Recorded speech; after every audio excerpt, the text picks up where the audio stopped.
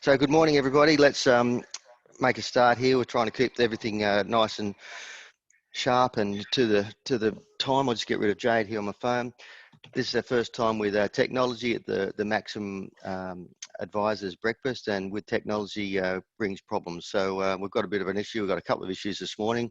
Firstly with the technology, but more importantly, welcome to you, Stephen, but to you, Greg. Greg's wife, Lisa, has had a bit of an episode last night, and she's in the hospital. So, mate, thanks so much for prioritising us and getting here to have a chat this morning. And I hope everything works out well with Lisa. And if Greg has to throw the head, well, he hasn't got the headsets on, but throw everything down and leave quickly, you'll know what it's about. So again, thanks, mate. Most people from Maxim will be familiar with Greg. He's a presenter, been with us for many years now, and he presents his economic perspective regularly. To Stephen Porges, thanks, mate, for joining us. A long-time friend of myself and Greg, and you know Newcastle for a couple of years back in the 2007, was it, when you started with the Perm, Steve? Yeah, 6, 7 or 7, 8 or something. 7, 8, couple of years there. Lived over at Bar Beach over near Poppy Dodds and the people in that part of the world. So welcome to Maxim, mate. Thanks for your contribution this morning. A bit of housekeeping for everybody. Order of events. Firstly, I'll throw to Greg in the normal format, and Greg's going to give us his overview of the world, the national and the local economy. Following that, probably 15-20 minute presentation from Greg. We all know Greg can talk underwater, so he might go a little bit longer than that, but we'll throw to Stephen. Stephen's going to do a similar presentation for about 15 to 20 minutes maybe, and then we'll have a panel discussion around the things that are topical in the world at the moment.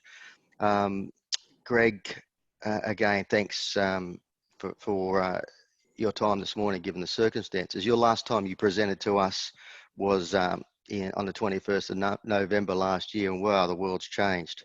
Before I get into that, a little bit of housekeeping I've forgotten. There's everybody, this is a webinar this morning. A lot of people might have experienced recently a Zoom meeting. It's a webinar. So if anyone would like to actually post a question, down the bottom of your screen, there's the Q&A tab next to participants. If anyone wants to email or text some of the questions into us, we'll do our best to ask those questions of the guys. Of course, fortunately, the good thing about a Zoom webinar and Zoom meetings, we don't have to go through the normal protocols of where the bathrooms are, where the exits are. And if anyone's got any complaints about the quality of the breakfast this morning, you know who to complain to. If it's too hot, too cold, or just right, you know where to go to there. So, Greg, formalities aside, we'll be wrapping this up as close as we can to 8 o'clock. Since the 21st of November, the world's changed and your role's changed. Just share us a little bit about your role from moving from chairman of the police bank to CEO. Yeah, thanks, Chris, and morning, everybody.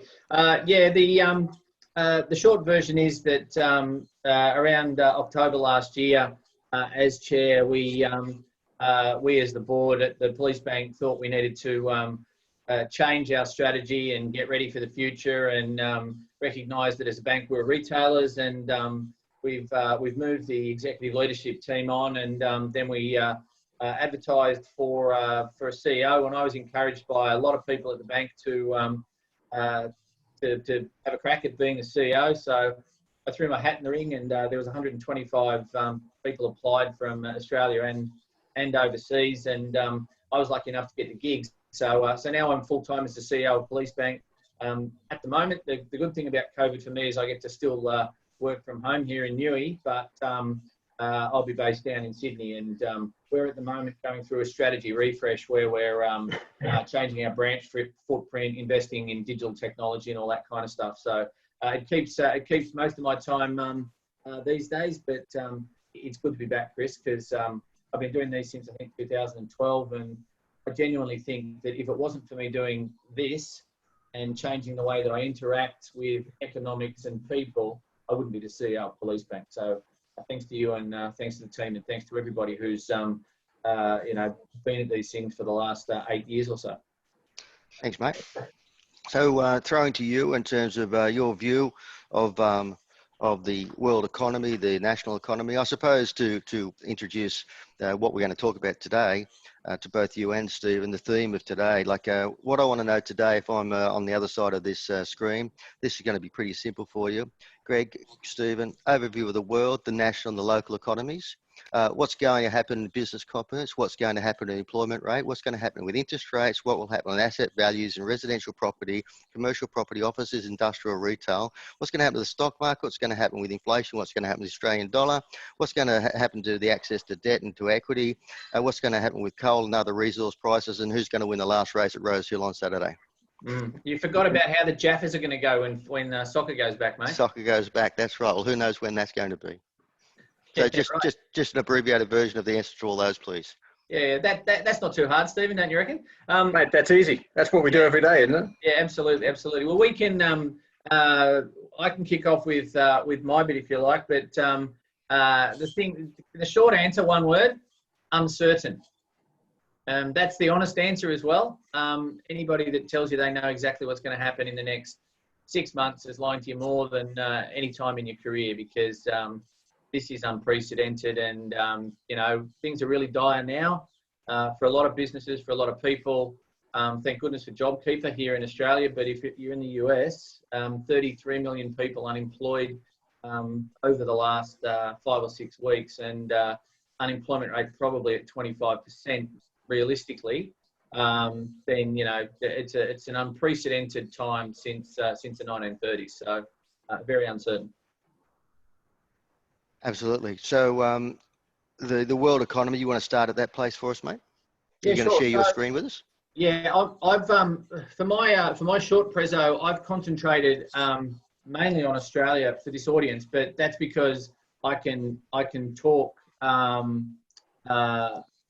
talk to. Does that work for everyone? Yes, it works for me. Lovely. Right. Okay. So where are we now? There's 33 million people unemployed in the US.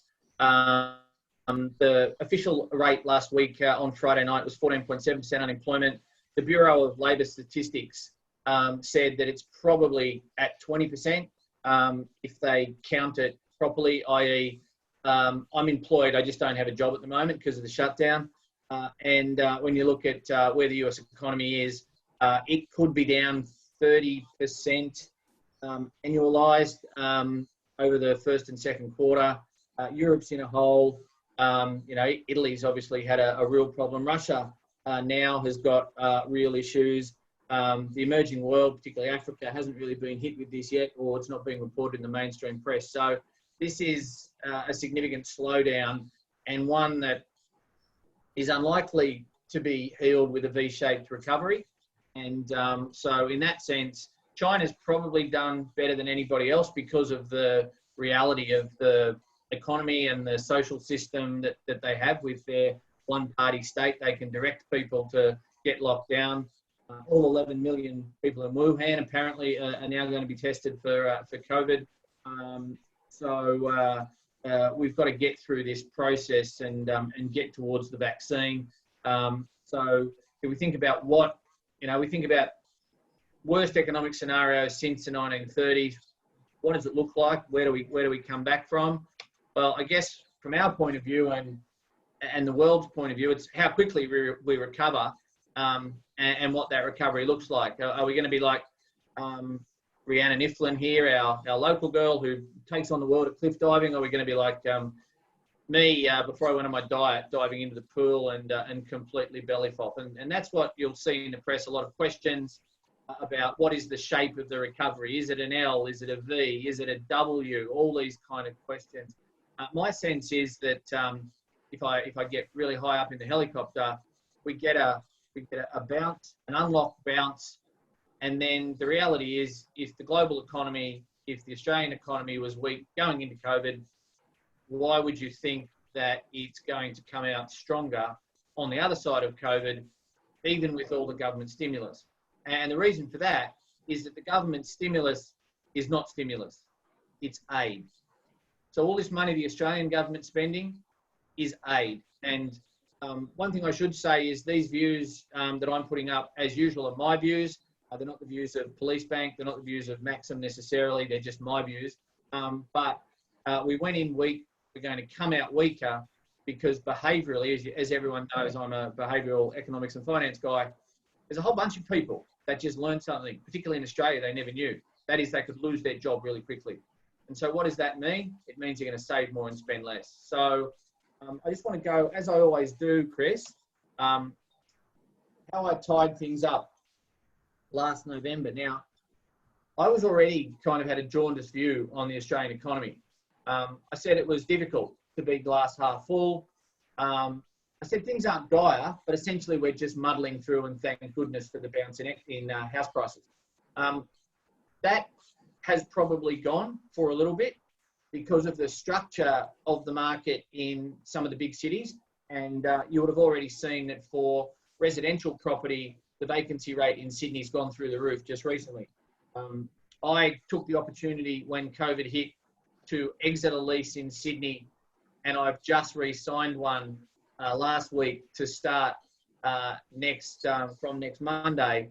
And I got a discount for a weekly, just one better, overlooking Hyde Park, from $600 a week down to $450 bucks a week. And I'm probably still paying over, given where things were. And that's just a reflection of the unit that I got is one of 3 in that building, held by one investor that used to be run as Airbnb. So those kind of dynamics will impact on the property market, the rental market, those kind of things from a residential point of view. So if that was the bright spot back in November, where's the bright spot going to be now? Now, of course, rates have come down. You know, at Police Bank, you can get a 229 3-year fixed rate, you get a 279 variable rate, and you know, you can get those kind of rates across the market. Unprecedented, really. But if you're in hospitality, you're going to struggle to get me to give you a 100% assessment. So we're muddling through, or we were muddling through, and so we were coming in weak. Now, where are we now? The lockdowns crippled the consumer economy.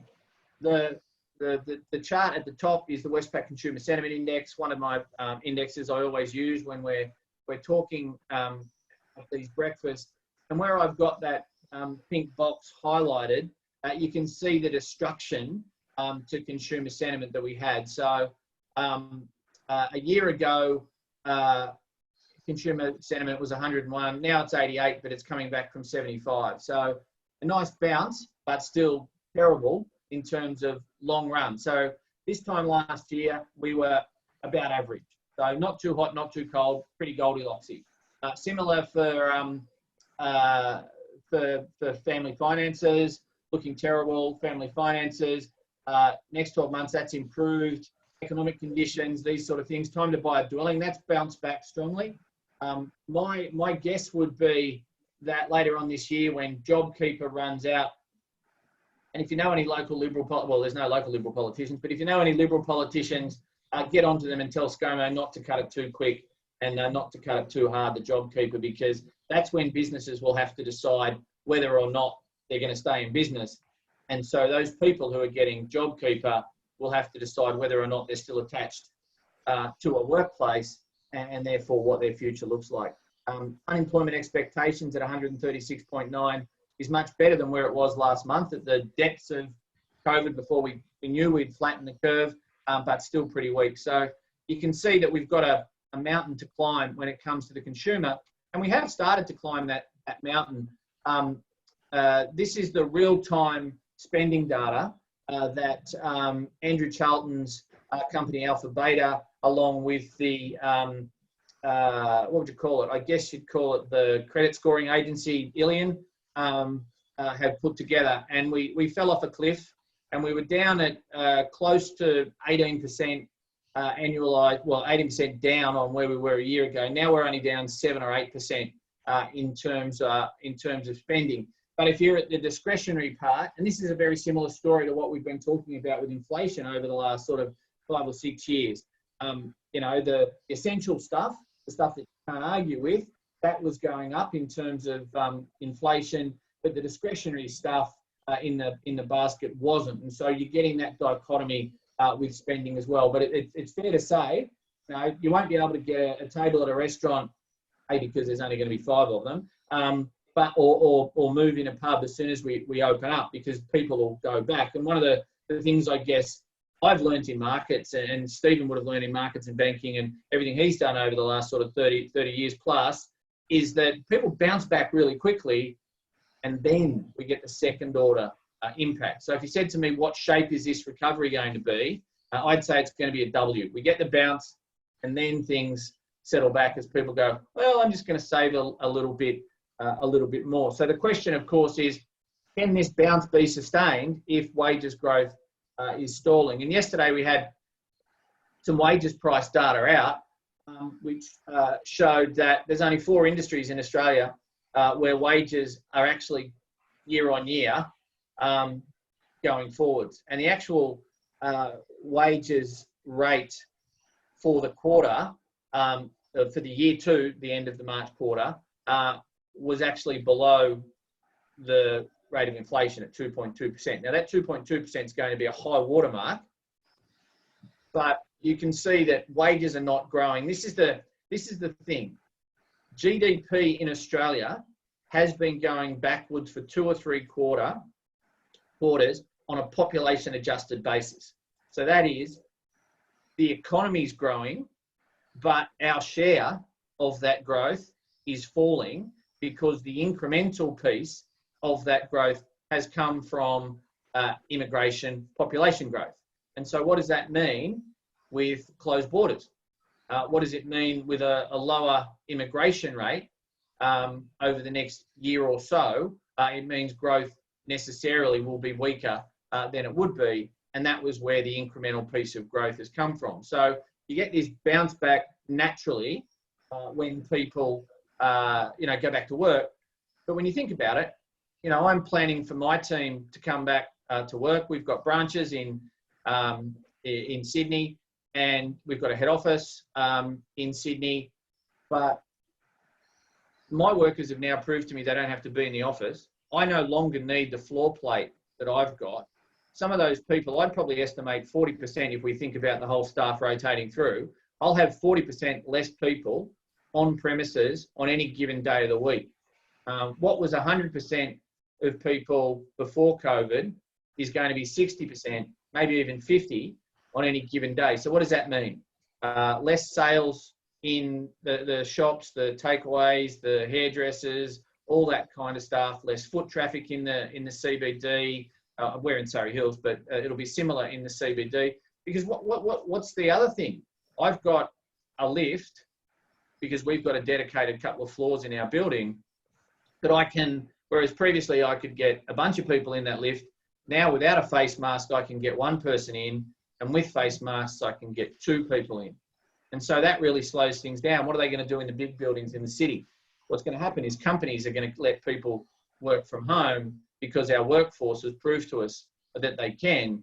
But what COVID's also done is it's given us the opportunity to really reassess who is actually a productive worker and who was being carried because managers were too lazy to manage. And so that's going to have real implications. And in a minute, when I look at the RBA forecast, you'll see that their growth forecasts are somewhat incompatible with their unemployment forecast. So jobs will bounce back, but you won't get all of those jobs back, and wages growth will be low because there's going to be a lot of people who want more hours, and there'll be no upward pressure. Now, as you'll all know, business conditions for many industries are pretty awful. Yuck.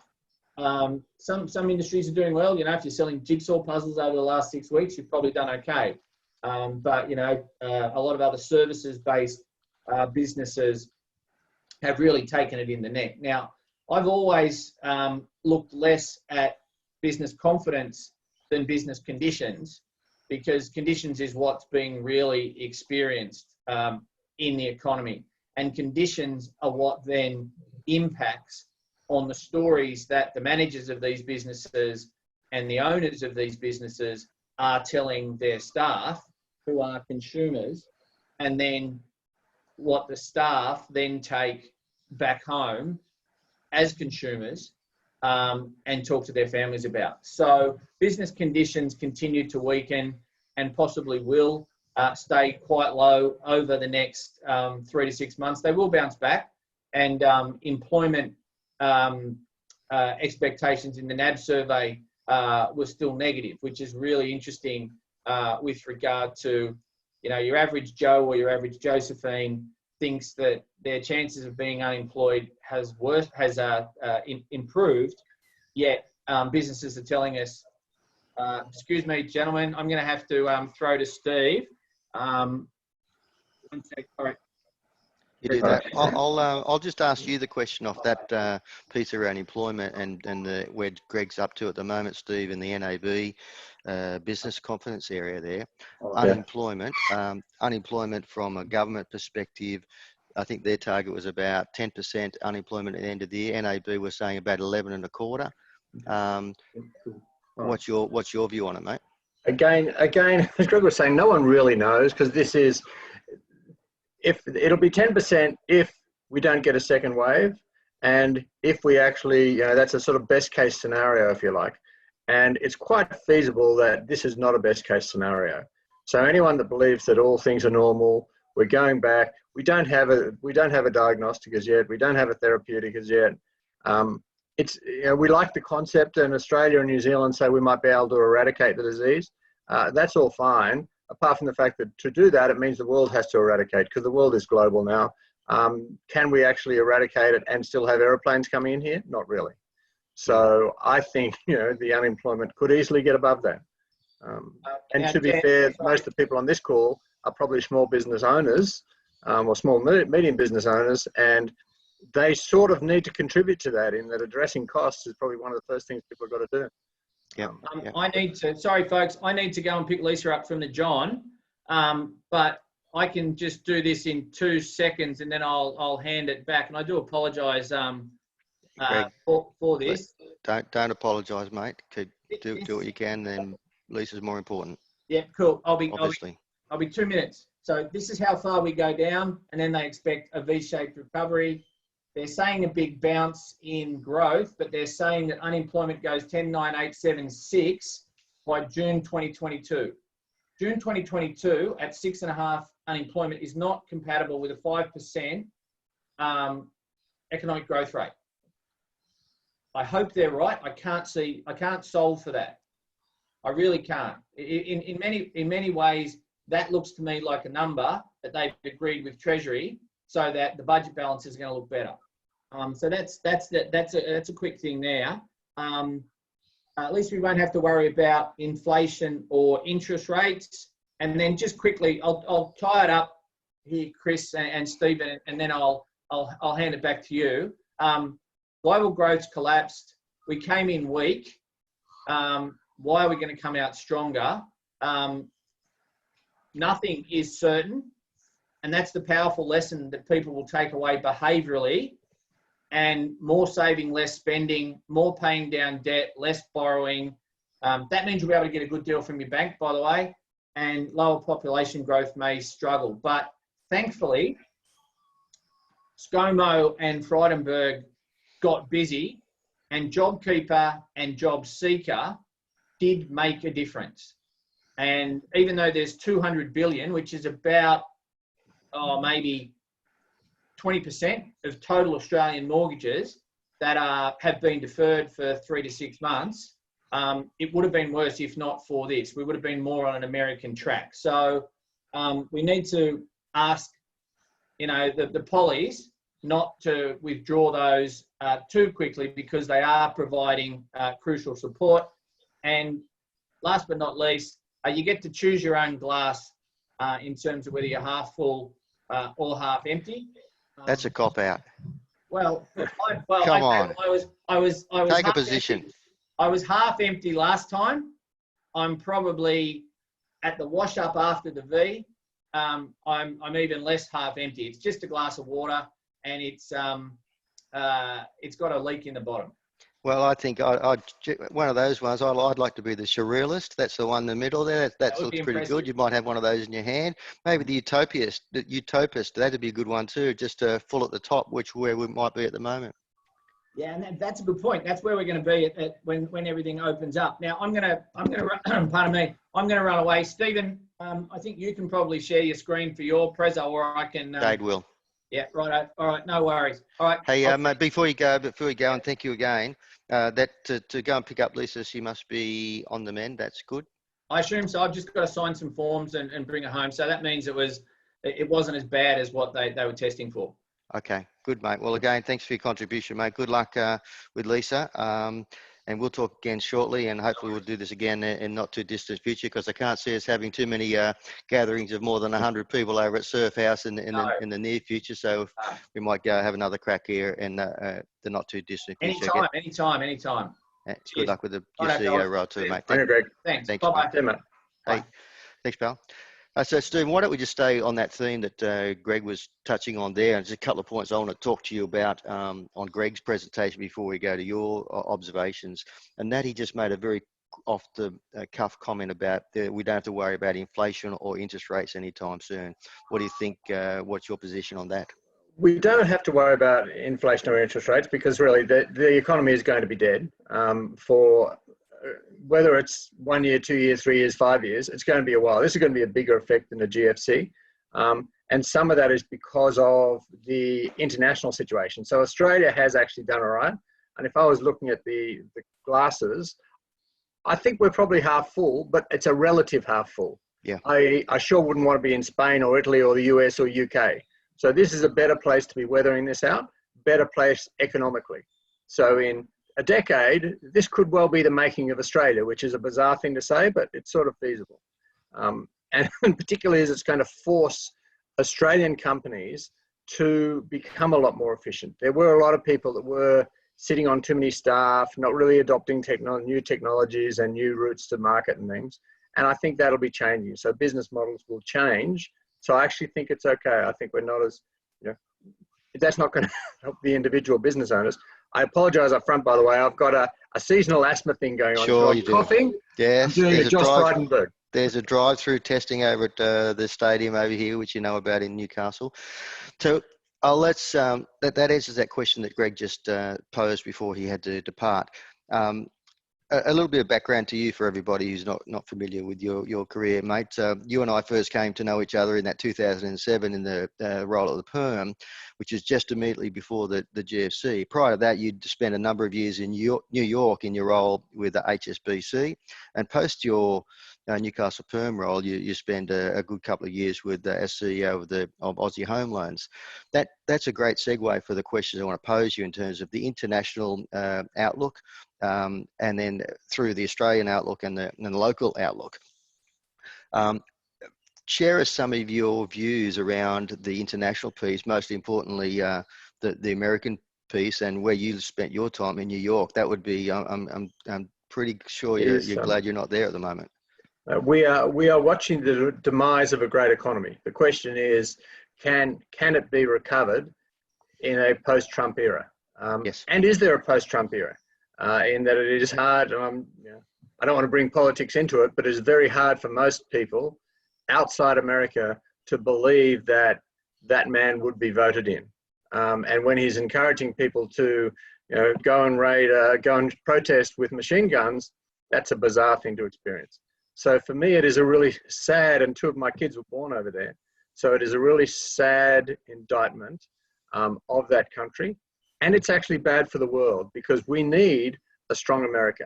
We need a strong America that balances out a strong China, because obviously Europe is sort of a bit of a mess at the moment. In Australia at the moment, when we went into the GFC and SARS really, China was only about 3% of world GDP. It's now about 20. So China is really strong. We need that balance of the US, and that may not happen. And particularly in Australia, we're reliant on US capital to a very large degree. You'll remember in the GFC, it was actually Greg and I went and we had to raise a large amount of money out of the US to keep the Perm going. And that is now standard. A lot of people raise private money over there. That is what a lot of Australia's companies are reliant upon. Yes, we have a massive amount of superannuation money here, but a lot of the superannuation money here, ironically, invests offshore. Yeah. So buys infrastructure assets, and we actually have to get the international money coming back in. This morning's ABC News Financial Review talking about the positioning, how the bank's balance sheets look like now versus going to the GFC. And you said you went on a roadshow, and I remember it vividly. You went on that roadshow with Macca prior to any GFC. You raised the money. You came back on your horse. You looked like you'd paid too much at the time, and then all of a sudden you look like a champion post GFC. So well, some timing is everything, as they say. But the access to capital is my question, and also and remember at the time the government had to underwrite and back the banks. The presentations, the conversation this morning, Matt Commons, Commonwealth Bank, and others are talking about. The bank's balance sheets are in a better position leading into this pandemic than they were leading into the GFC, probably as a result of the regulators at the time putting in place better capital adequacy regulations around banks and that time. So we've had, 12 years, approaching 12 years worth of recovery to get our banks in a better position. Is that a fair summary? I think it is. I think the banks are in a better position. All that being said, the Australian banks are effectively mortgage banks, in that it is sort of retail deposits and mortgages that drive those businesses, and it depending on what happens with unemployment, you can actually erode those businesses pretty quickly. So, and that becomes a really interesting concept, because so many retirees in Australia are reliant upon the banks for dividend flow, or the banks for actually putting deposits and getting some income, that a lot of the retirees are going to be starting to work into their super and their capital balances, which again becomes interesting. But I think overall, the banks are in a much better position than they were in the past. Then that's not, if I look at the sectors that I'm concerned about, banking sector is not. Broader financial services and some of the fintech type companies I'd be worried about, but banks is probably still a safer place to have money than most. Okay. Moving to, so I think by luck or fluke in terms of the presentation, we're talking about those geopolitical awareness piece in your presentation. Let's talk about the tax policy issues of Australia. Where do you think we're spending money like it's Christmas time and the government's Santa Claus? What's going to happen? What do you think the policy is going to be? I think sadly Beautiful that is picture, what's going Jade. on. Love that. I don't quite know what to honest. There we go. That's all right. That's Jade and her husband, Carl, getting at their marriage. So it was beautiful, Jade, to share that with us. Self-promotion is everything, Stephen. So what we're going to go on with, taxes globally are going to go up now, because government are going to have to, they're spending like drunken sailors. They are going to actually have to repair their own balance sheets at some stage. And that will be, again, a challenge. The challenge we've gone through at the moment with balancing, keeping people alive versus keeping the economy going, which was a terrible way to happen, but that was really realistically what a lot of these governments have been talking about. The next thing will be when to actually slow the economy and start repairing the government, because the government will have to repair their balance sheets at some stage. So expect tax policy to start sort of putting some more pressures on. There's no doubt that death duties will start getting talked about at some stage. God knows when it is, but let's be sure that in the next 12 months, we'll wake up one morning and hear on ABC radio someone floating that. So I do think there is going to be a new version. There may equally be some good taxes that sort of get removed. So the government are trying to remove a lot of the inefficiencies, and everyone's probably shaking their head at the moment because we know there are so many government inefficiencies and so much red tape over things. They are going to try and remove them to actually keep the economy going, but they'll be picking up some more taxes. Okay. A question here from Mr. P. Keating from Sydney. Where will the Australian dollar head into the future? And what impact will that currency fluctuation have on the Australian economy? Nice question, P. Interesting, and I think that's where I talk about irrationality. I worry about, overall, I think the Australian dollar in a 5-year period is probably quite good. What happens in the next little while, as bizarre as it sounds that we do get money flowing to the US, you could get a US currency stay increasing and therefore putting pressure on us. Australia is still reliant heavily on education and tourism. If we don't open up international markets, they're not going to be things. So in the short term, you could actually get some pressure on the currency, but longer term, I think it's actually quite a good place to be. And that's where I talk about irrationality, particularly when we've got the US elections coming in. anyone that thinks that Trump is a rational person is just kidding themselves. There will be a lot of irrational statements that he makes, and he's got a real history of it. When things are bad, it's, you know, nothing to look at here, look over here. He will be doing some irrational things, probably around China, probably around Chinese exchange and trade, and that will have currency effects. So I wouldn't be punty on the currency. I think I'd be hedging as much currency as I could, just because I don't know which way it's going to go. Okay. Where to from here, mate? Is you going through your list of? Okay. Yep. So going through, I mean, there are a few things I wanted to talk about, but equally, I think from my view is, and I guess I've been lucky in that, you know, sitting in large number of sort of advisory groups and board meetings, I feel as though I'm still keeping in contact, and you know, I think it might be interesting to have an open mic session with a lot more conversation. So I'll try and keep it as short as possible. Within tax, be aware there's about 1,000 different, around the world, there's about 1,000 different government policies. Well, not taxes, sorry, but government policies that are going on to improve the economy. About 45% of them around debt finance. And Australia's doing that as well. So Australia, you do have the government now starting to buy the lower part of some of these bonds, which is putting more money out in the economy, trying to put pressure on, you know, alternative lenders and things. So that's good. Did you see that? Sorry to interrupt you with that bond piece. Did you see that the sale of about $19 billion was oversubscribed by about 2.5 times yesterday with the Australian government selling bonds? Yeah, well, that'd be interesting to know where it came from, because I would guess quite a bit of that is international money. It was. Saying, okay, oh, so good. So not a bad place to park money down here at the moment. Yeah, which and see the infers rate, that's good for the currency. See the coupon rate was 1.025%, which is incredible, wasn't it? And that makes it really hard for people to know what to do with their money. Mm-hmm. So paying off debt is probably a good thing to do at the moment, only because there's no return if you actually invest it. Let's talk about go back to the banks and the balance sheets and the confidence and the job piece around coming up to the end of the year.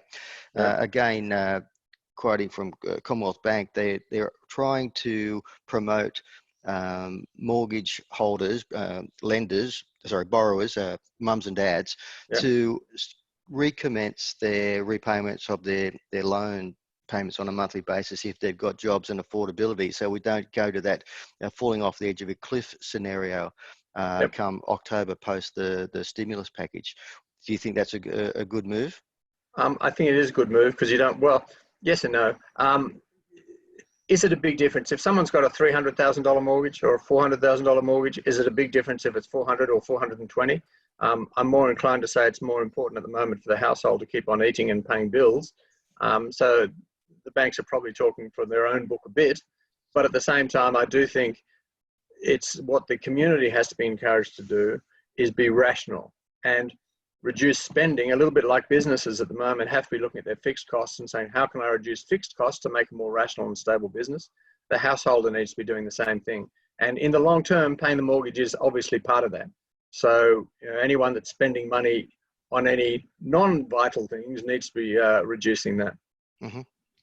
What about go back to one of Greg's other slides around the NAB business confidence? It was about -66 at the last April report. It might have been the end of March, but the last NAB report about business confidence, -66. The previous worst was -22. That's the worst since records are being kept. Business confidence is going to be crucial. If businesses start to get a bit of confidence back post September, is there going to be funds available from banks to be able to fuel opportunities that might present themselves out in the small business world? Is there going to be a credit crunch where access to debt and or equity is going to be difficult? Well, so this is where the Small Business Ombudsman is doing a great job. I mean, Kate Carnell down in Canberra is doing a great job of lobbying the government to make sure the government actually puts pressure on the banks and alternative lenders to actually keep money flowing to SMEs.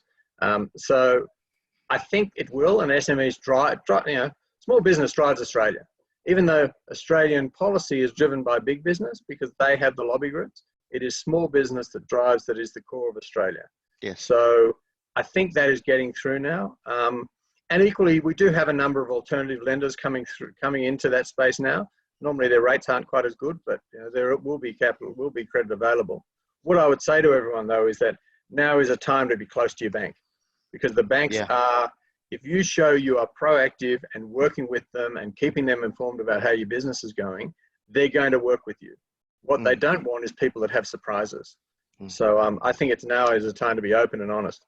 Absolutely. I think you've got your banking cap on there, of course, but that's the right way to develop the relationships with banks who are going to be important to businesses as they look to come through that October and beyond period. Yeah. Sorry, you're going to say something? No, that's all right. I'm happy to work through this, or happy to work. There were actually some other points that I wanted to make that was really about what's important in business now, and having done everything from run large companies to do a whole lot of startups. There are various things that I think at the moment in times of stress, so similar to GFC, but at the moment there are probably 8 things that I think managers need to do. First and foremost, the main thing is communicate. That's communicating to staff, communicating to customers, communicating to advisors, communicating to banks. And quite a lot of us aren't, I'm naturally actually an introvert, so I don't love doing that. But you really need to be out there talking to everyone, walking the floor, well, physically, virtually walking the floor, but keeping communications going.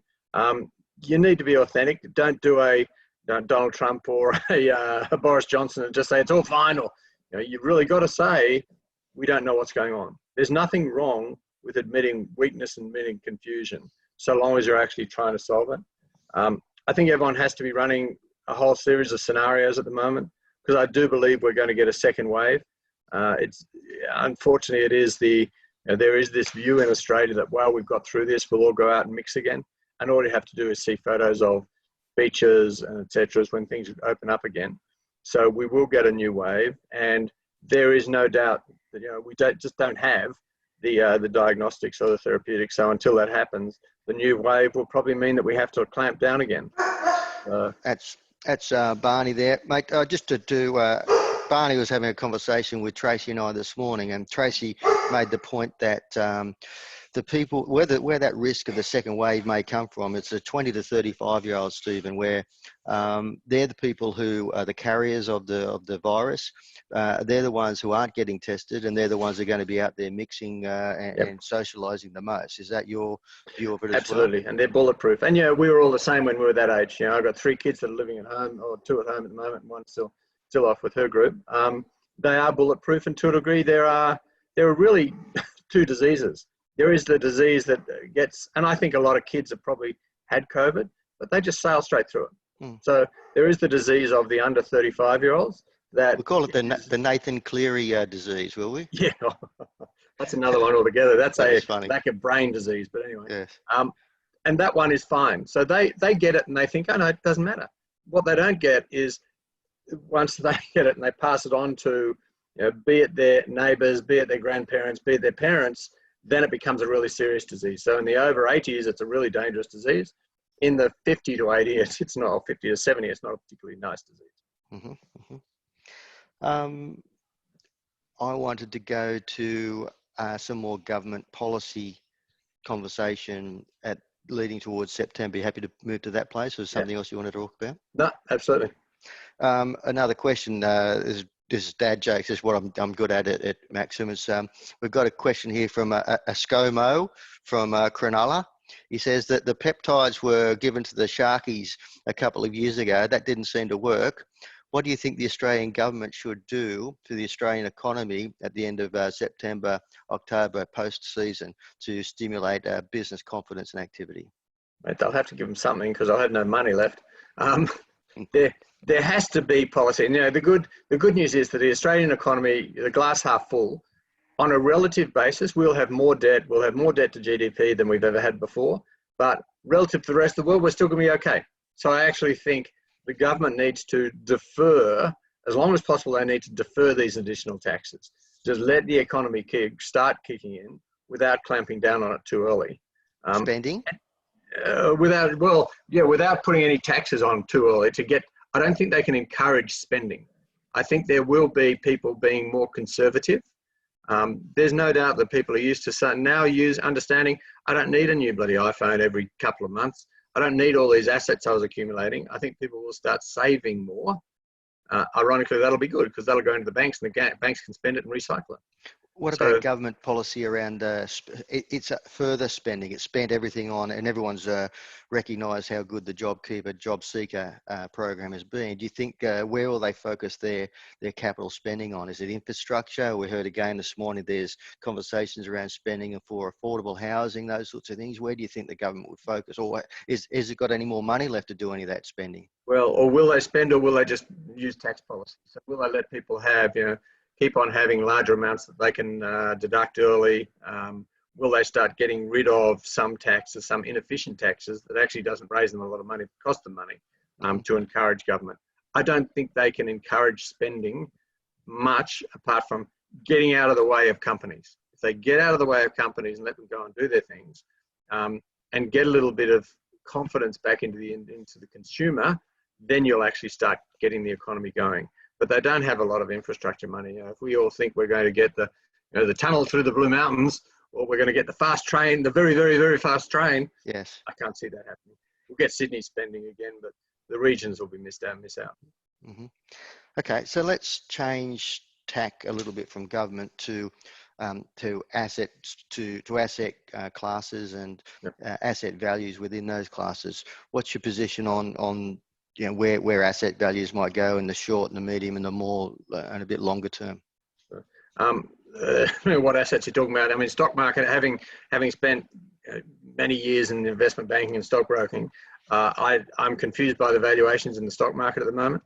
I still think that they can come down. I think there's a long period that they'll be suffering from. So there'll be bounces, but that's not an asset class I'd be thrilled about. Bonds are probably doing nothing much because rates aren't going to go anywhere. What I would be thinking though is Sydney real estate is a bit of a problem. And if I put on my LJ Hooker hat, having sort of run that business for a while, I just think Sydney real estate is, I've always thought it's a bubble. It's been a bubble for a long time. Even when I was at Aussie, I thought it was a bubble, but we couldn't talk publicly about that. But I think Sydney real estate will start coming down. Sydney commercial will start coming down because, as Greg said, you don't know commercial and industrial, you don't need as many people. But I think regional real estate is a really interesting asset class. We will all start realizing, I'm sure I'm talking to converted with all your people, but we will realize that living in regional Australia, there are very few disadvantages to it. And I think when you can buy a house in Orange or Port Macquarie or Wagga or God knows what, you spend $1 million in those places and you live like a king. You want to live in a 1-bedroom apartment in Surrey Hills, you spend over $1 million. So I think regional assets are interesting. It is. You gain the reports. I think we're out yesterday in terms of the vacancy rates in Sydney being the worst ever. They're heading towards 13% from around that 5-6% range at the moment. Brisbane, again, after having a bit of a correction because there was an oversupply probably 18 months ago, it's heading towards towards 10% in vacancy rates and stuff like that. So resi properties in major capital cities don't seem to be the place to go at the moment. No, it's not. Stay in that. Let's talk about the breakdown in commercial property, the difference between office space, industrial property, and let's stay with us in that regional world. Everyone doesn't know, but Steve's on a farm at Orange at the moment. He's on his tractor, creating good things for the economy. But regional property, industrial property, office space, and then I want to jump back to retail / shopping centres in a second. But you think that they'll be a relatively safe haven, that regional part for industrial commercial property? Yeah, I think lifestyle will change less regionally. So I actually think people will still go to, going to a shopping mall I suppose if you're going to major ones in Newcastle, it's similar to Sydney, but you go to shopping malls in Port Macquarie, Nambucca Heads, Orange, wherever, that sort of thing will keep on going. And I think commercial will keep on going there. So I don't think lifestyle will change that much. But I do think Sydney, it'll be a disaster. So and again, that does mean eventually that I think you'll get large lumps of money coming into the region. So I think the advantage for most people on this call is that part of our assets will start actually improving in value. Yeah, okay. talked about retail shopping malls. What do you think about that? Do you think, and let's go to behaviour again, go back to your behaviour conversation around how people work, how people shop. Online shopping's had a big spike. Do you think there'll be a bounce back in terms of the actual shopping and that experiences? Hey, I'm probably a bad one to ask you that, in that I hate shopping. You know, if I could buy everything online, I'd buy everything online. That said, I've got 3 daughters who love shopping. Okay. That said, they seem to buy a lot of stuff online as well. You know, we get however many packages turn up every couple of days. I think the lifestyle has changed. I do think the days of people just going and hanging around a shopping mall are disappearing. And I think people will start valuing, you know, the whole behavioural side. There will be an understanding that life didn't fall off a cliff when you weren't seeing your mates all the time at the mall. People will start doing things. They'll start exercising. They start playing sport again.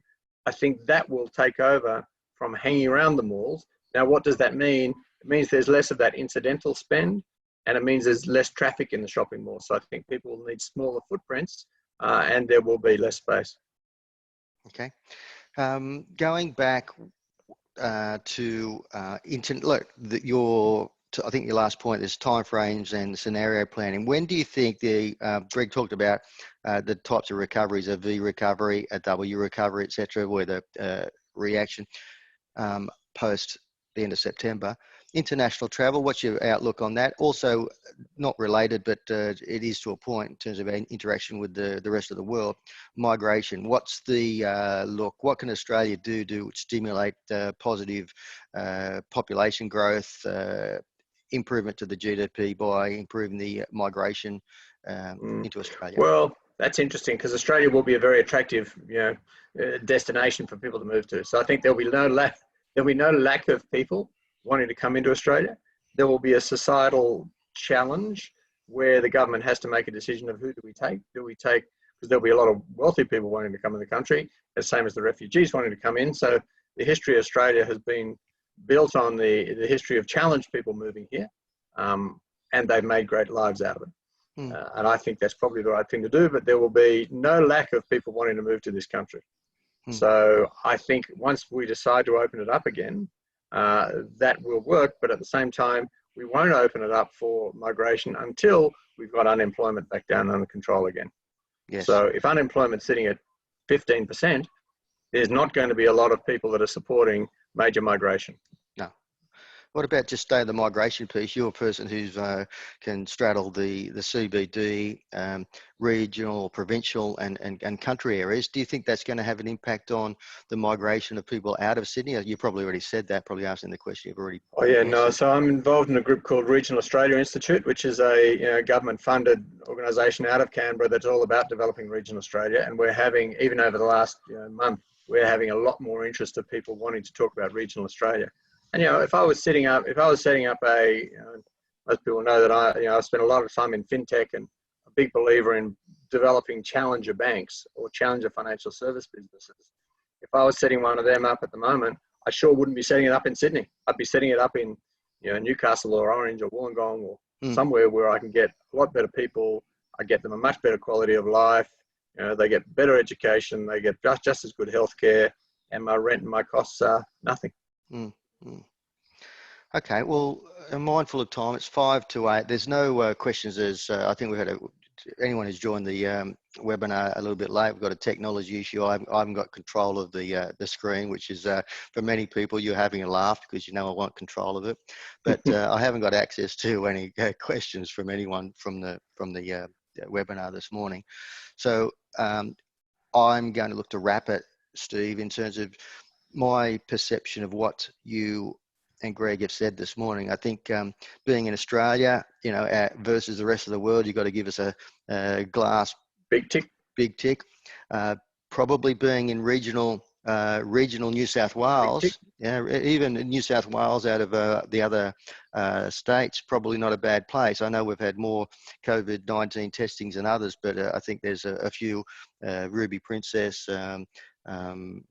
the aged care facility in Sydney as well, New March House. That's probably ticked a few of those things, but regional New South Wales is a good place, isn't it? Oh, it's a great place. I think the other thing that is interesting is that take away what we all believe in politics, I think what's been really interesting for me is the state politicians have actually seemed to have stepped up in this, and they've shown leadership. The feds actually seem to have done a halfway decent job. Surprised me a bit, but they seem to have got us through this. They do treat us with a little bit of condescension at times, but such is life. Staying on the summary theme, asset classes, you still think there's a bit of a downside risk on the stock market? Yeah, I do. Because I do. And even if it's not down, it'll have sort of serious bounces, but and anyone that is playing the stock market at the moment, you're playing it. You just don't know what's going to happen. The risk there is high, and you might miss out or you might lose a lot. And having been in that world for years, I'm just nervous about it. Is it selective? Is it stock selection time for the quality stocks that, when we're going into a new world, a new way of living, is it the opportunity to go and position yourself into some of those types of stocks? If you're looking over a 10-year period, yeah. If you're looking over 6 months, you might buy the banks at X and suddenly find you're at half X, but 5 years time you're at 3X. So that's probably all right. If you're putting long-term money into them, fine, but it's not punting. It's not punting. Not going and buying the higher risk, strange odd companies. Okay. And then to the property asset class, resi property around Newcastle, Orange, the regional centres. We don't ever experience the booms, so as a result of that, we have like a hedge against the busts as well. So I think that's a relatively safe haven at the moment if anyone's got cash to invest. I would love to be short Sydney real estate and long regional real estate. If there was a way of doing that, I think it'd be a great trade. And lastly, in terms of the property asset class, that call it office space and call it industrial, break them down to those two areas. With interest rates low and probably going to be low for a long period of time, that's going to have an impact on capitalisation rates and property values for those types of assets. Yeah, it will. And I think the other side on that in property assets is that I think there are some costs that are going to come out of that. So there are more efficiencies that are using technology now of being more efficient in what you use in electricity and power and sort of all the power things, all your utilities. If you start using more efficiency there, you're actually going to get some increased value in as well. So manage your property portfolio well regionally, and you'll get a good return out of it. Okay. Well, that's it for me, mate. Did you have any other summary comments to No, I think if I was to summarise what to do at the moment, it is, read, communicate. Okay. Well, mate, appreciate your time and preparation. We had a good to catch up again. We haven't had a face-to-face. We haven't had that for a long time. We'll have to catch up and pop out and see you at Orange when we're able to. I look forward to coming back up to the beach at some stage. Yeah, it's been magnificent lately. Poppy and Nana Dodds have been down the beach, strolling along there, sunning themselves, trying to push Poppy back into the water at different times. But he's been enjoying, as indeed we all have. It's been fantastic weather in Newcastle, and the beaches have been great. And that's probably the one saving grace in this lockdown period we've had in Newcastle, like you have had in Orange. It hasn't been quite so bad as it has been in the Sydney suburbs. But again, we've enjoyed that. Isolation up here is fantastic. Yeah. Yes. What's it mean? It means I don't have to go in the city. It means I can hang out with the cattle, and that's kind of fine by me. Yeah. Okay, mate. Okay. Well, thanks very much. I appreciate your contribution. To everyone who's listened, thanks very much for your attendance this morning by Zoom. Hopefully we'll get our technology issues resolved next time we do this. Stay safe. Keep talking to us. We'll be communicating with you. Thanks for your ongoing support. You have a nice day. Hopefully the breakfast and the company and the content was good this morning. Thanks very much, guys. See you later. Okay. See you, everybody. Thanks, Bye. Bye-bye.